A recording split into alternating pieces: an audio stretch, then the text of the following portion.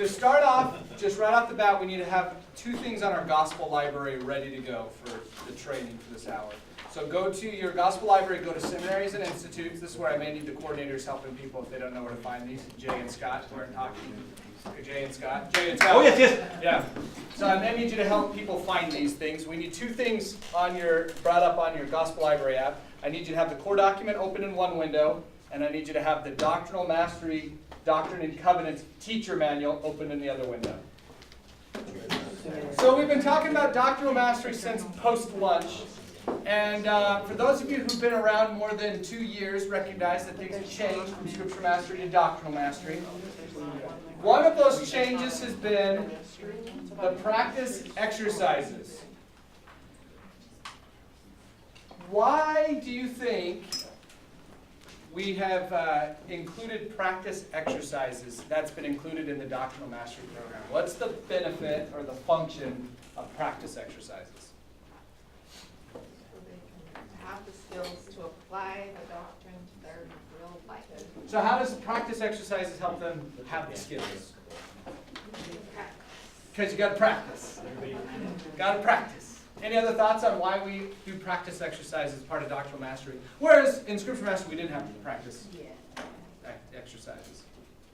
I think it gets you thinking so that when you're actually in the situation, you're not trying to come up with something for the first time. You're like, oh yeah, wait, this is familiar. Yeah. I think I can talk to somebody about it. That's a great comment. I was in a class. It may have been your son, Connie, actually. River, or what was the other one's name? Gunner. Which one's the older one? River. I think it was River. River's a super sharp kid. He's almost out of his mission, I think, isn't he? He's been out for a year. He's been a year. But he said that somebody was asking him a question that was kind of plan of salvation-y in high school. And I think he said it even like this. I knew what I was supposed to say to him, but I couldn't get myself to stop saying weird things. Like, I think that's what he said.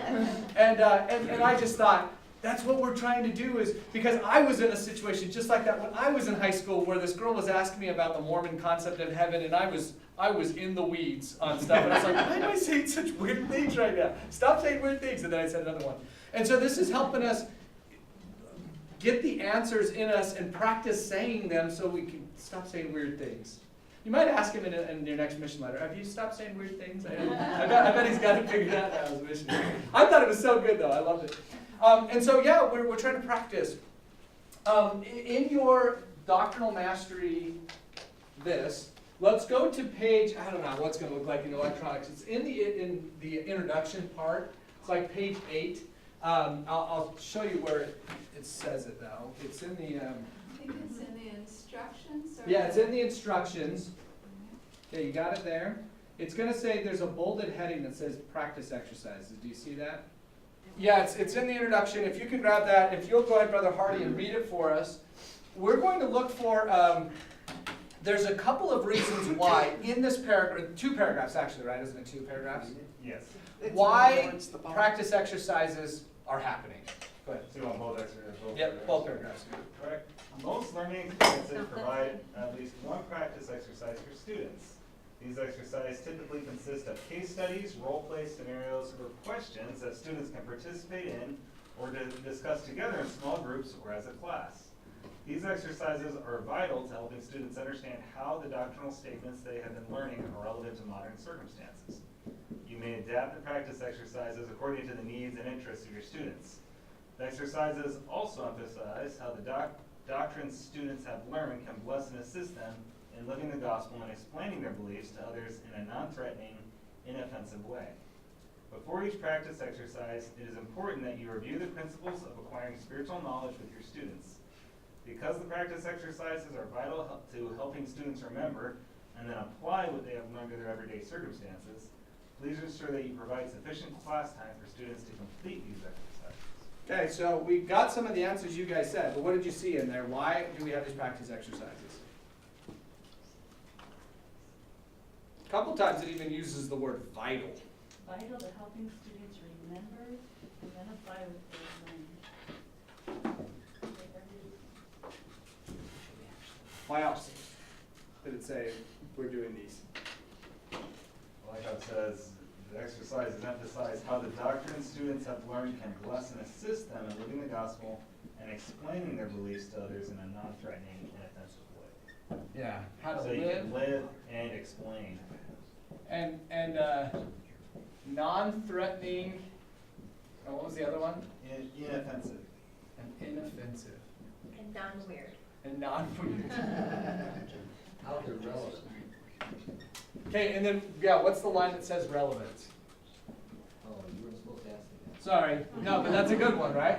Yeah, it's. I think it's early. Have been learning relevant to modern circumstances. Yeah. There you go. One of the things that happens, I don't know if you guys remember being a teenager, I do, and I remember a disconnect. I remember what I was in seminary or in family meeting or at church wasn't necessarily what I was in the halls or the locker room or whatever, right? And that's just a typical teenager thing, is to have a little bit of a disconnect. And so sometimes you could read even something as recent as church history, which was still 200 years ago, and be like, oh no, I have great feelings towards Joseph Smith, towards the Nauvoo Temple, towards the priesthood restoration, all those things.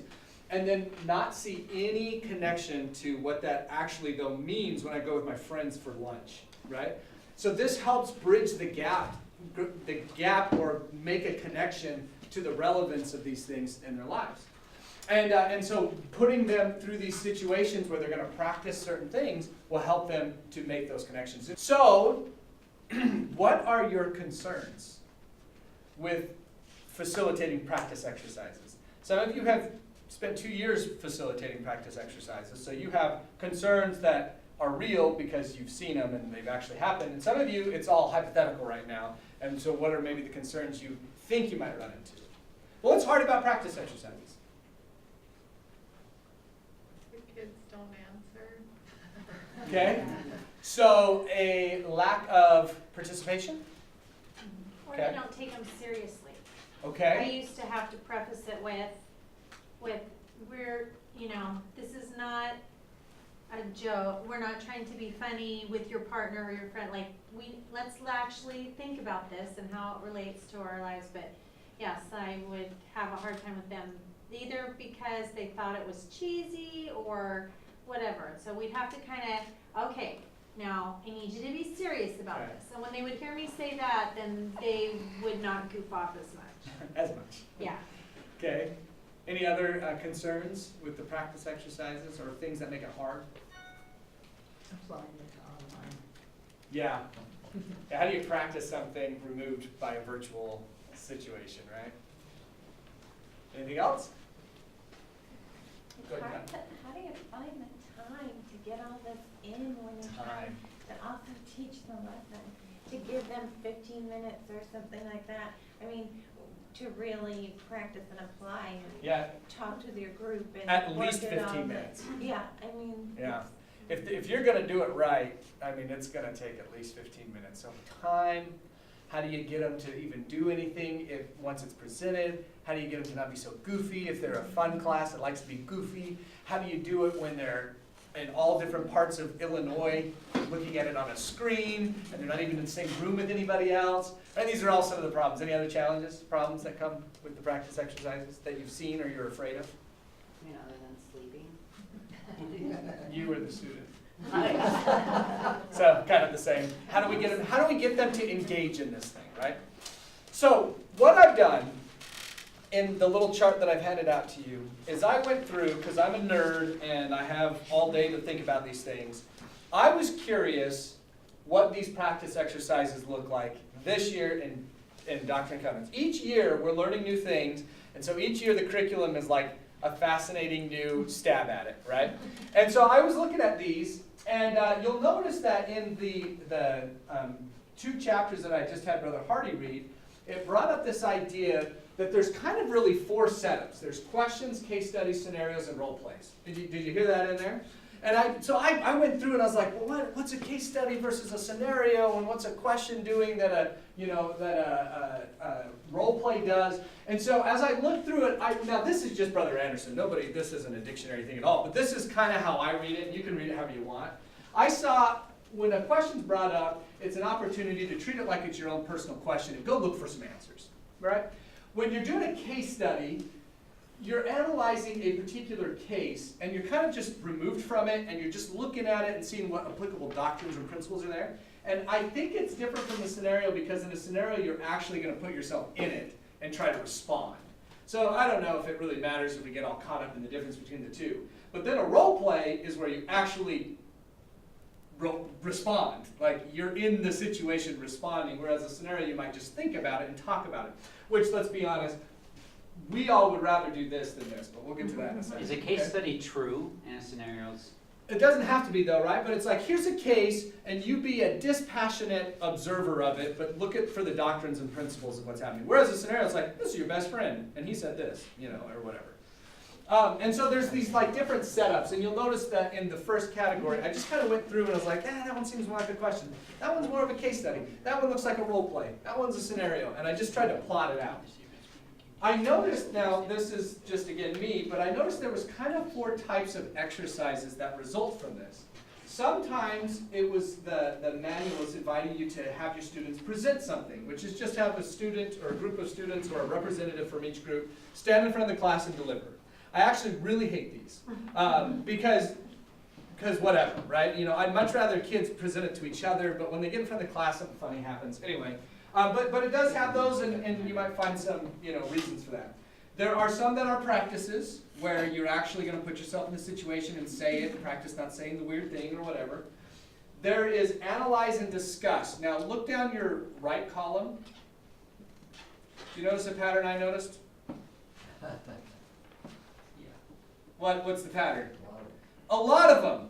In fact, after the first 5, all of them are analyze and discuss, which I'm a little bit, I mean, talk to your boys at curriculum, Jay. I don't know if you talk to them. You're visual curriculum, right?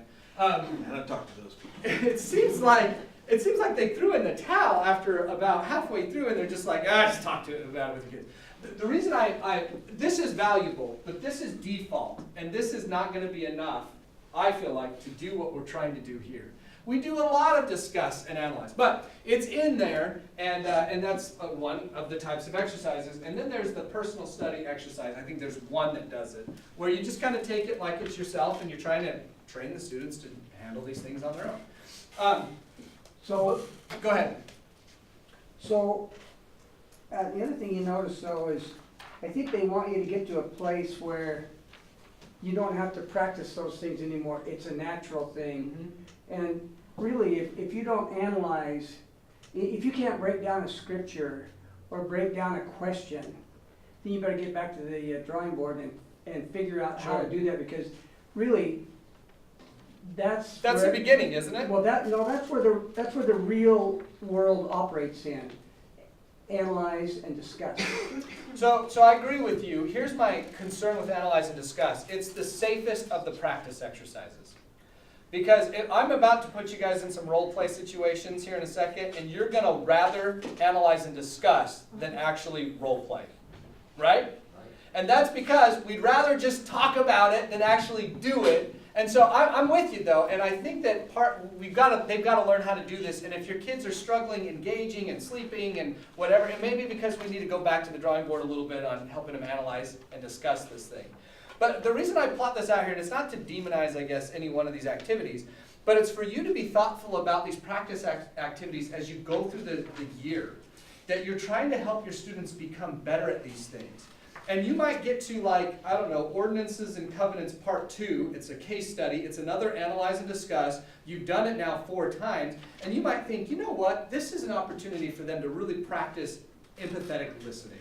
And that's what I put there as a little asterisk. All these asterisks are just ones that I thought, you know, you could do this with it as well, even though the manual doesn't tell you to. You could make this a role play. You could practice this one. And so just putting in some things that you think, okay, I'm going to add to this one and make it a little bit. So here's what I'm going to have you do first. We're going to, with your Doctrinal Mastery D&C manual there, go ahead and just partner up with the people near you. We'll put you in a little threesome there. Actually, Becky, if you'll come up here with Brother Hardy, then there's 222. 222. Oh, sister, I didn't need you there. 222. What I want you to do is pick. You just decide together which one of these you want to do and then go to it. Go find the practice exercise. I've given you what part it is. And I want you to just read it together. I'm only going to give you about 7 minutes to do this. I want you to go through the exercise together. Don't actually do it, but just go over it together. And then discuss what you think is effective about the exercise, thinking about your students and your class situation. And then discuss what changes you might make to it.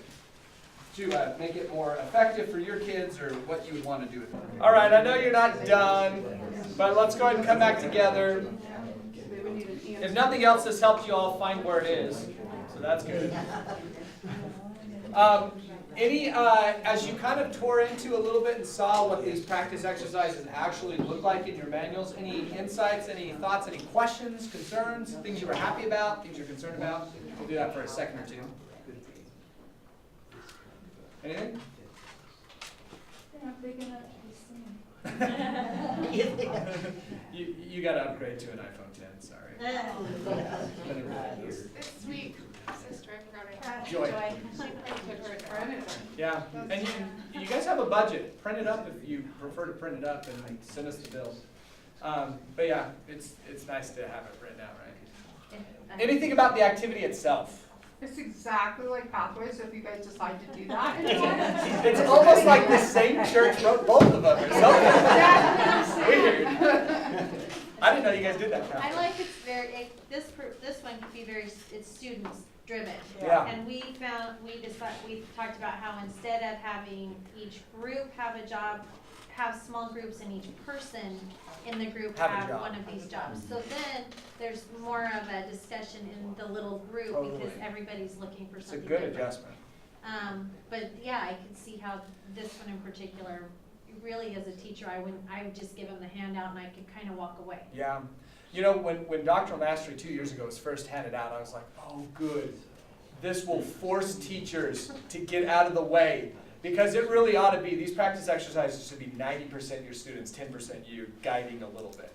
And then that's not what I saw as I went to classrooms. I saw teachers doing the exact same thing they were doing with their normal lessons with these practice exercises, which was telling students what to think and then asking questions, nobody answering the questions. And I thought, oh no, we're missing this opportunity. So I'm glad you saw that. This should be 90% them, 10% you when you do it. And so I love the adjustment to make that even more possible. There's one in here that drove me crazy because it is so not like the rest of them and it's really hard to, like it's mostly teacher. And anyway, so you should be on guard for that. If it's a practice, so let me give you an analogy. We're going to talk role plays now. So I happen to play on a softball team and my manager's right there. And I'm not good at softball. And I told him that when he recruited me to the team. I said, you just need to know I've never played softball before.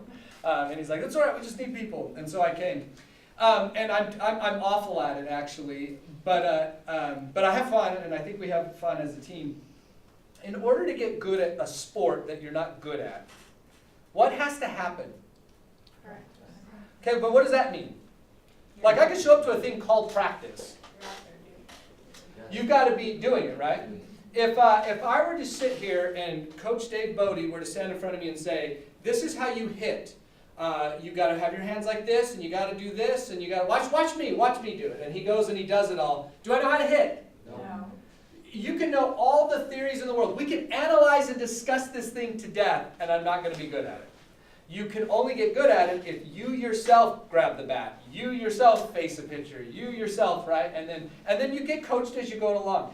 That's what role plays are. It's interesting to me, and we avoid them. We would rather just talk about it. But how lame of a basketball practice that would be, or a softball practice, if the coach just stood there and told you about it. That'd be really lame. And yet we get into this situation. So what we're going to do then, I wanted, as I've observed and thought about why we hate role plays, I wanted to give you some best practices. I think these are some things that will help us hate it less. Okay?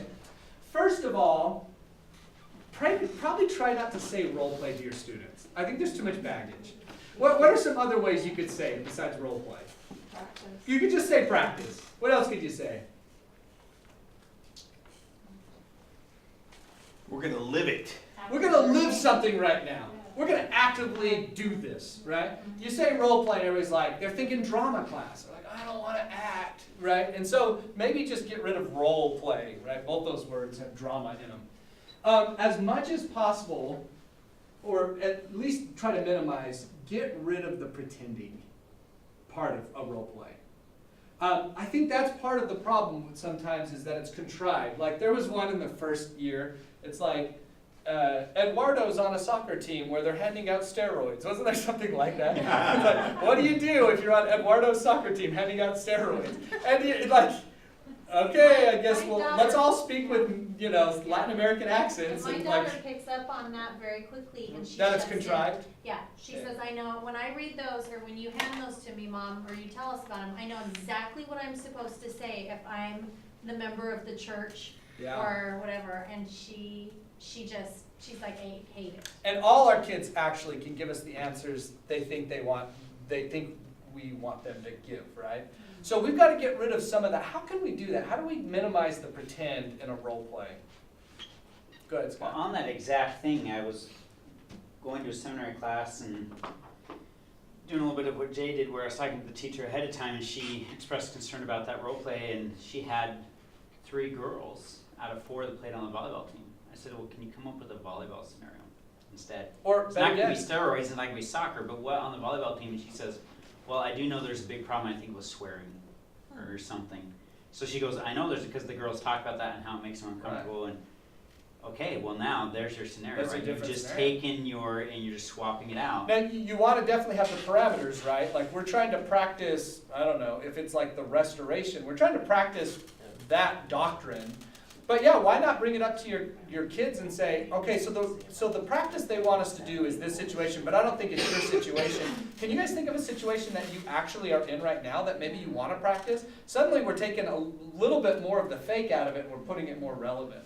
You could actually be the one that is providing the fake and they're providing the real. Like one of the things that's hard on a role play is you're like, all right, so Sister Dobson, you're going to be a 12-year-old boy, okay? And and now she's got to climb into that, summon the character of the 12. That's just distracting, and she probably doesn't want to do it, right? Because unless you like men. Nobody Oh, wants to you be could do it. I don't want to be a 12-year-old. Nobody wants to be. As much as possible, try not to let them play a role. Let them be them. Let them be, you are you, Joy. You're Joy. I'll be your friend. And I'll make a response, and then everybody say to your partner how you would respond, okay? Now back to me. Okay, then what if I said this? And then go back to your friend. You could take the pretend out of their hands as much as possible, but that's just an idea. Try to minimize the fake. You might even just say, I really want you to practice what we've been talking about, doctrinal mastery, with a question. Will you write in your journal a question you actually have about church history? Go ahead and write it down. Now, here's what we're going to do. And then you just have them do the practice with their own question, or whatever. All I was gonna say, what you just, I say amen to what you just said, that you don't role play for role play's sake. You role play to better understand the doctrines that you're already looking at. And learn how to say it in an inoffensive, non-threatening way, right? Well, yeah, but the focus is the doctrine. It's not the role role. that you're playing. No, and so you've just got to get young people to the point where on their feet they can think of, Yeah. when someone says, I hate it that your church hates gays. Well, you automatically, your mind goes to Defensiveness, or yeah. But really, it's all about, we're following a prophet. We don't know all the answers, but he clarified that doctrine, and that's what we follow. That's way different than, Yeah.